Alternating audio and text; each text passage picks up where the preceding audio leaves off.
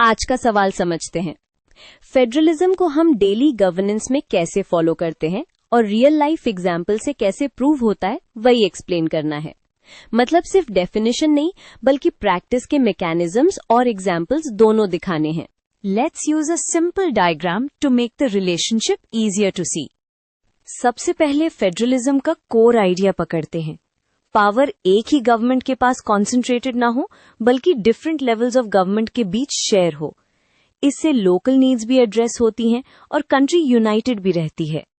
Federalism practice तब होता है जब कॉन्स्टिट्यूशन क्लियरली बताता है कि कौन सी पावर्स किसके पास है।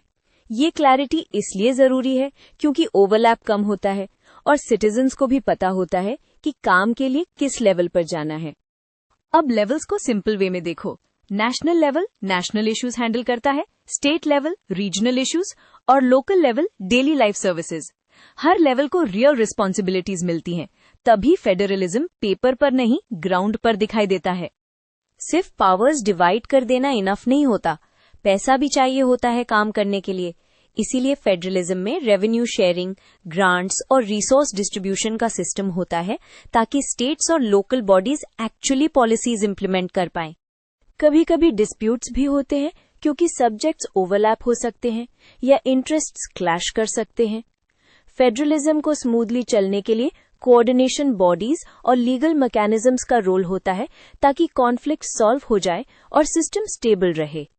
फेडरलिज्म का एक स्ट्रॉन्ग प्रैक्टिकल साइन होता है डिसेंट्रलाइजेशन। मतलब पावर सिर्फ सेंटर और स्टेट्स तक लिमिटेड ना रहे, बल्कि लोकल गवर्नमेंट्स को भी अथॉरिटी मिले।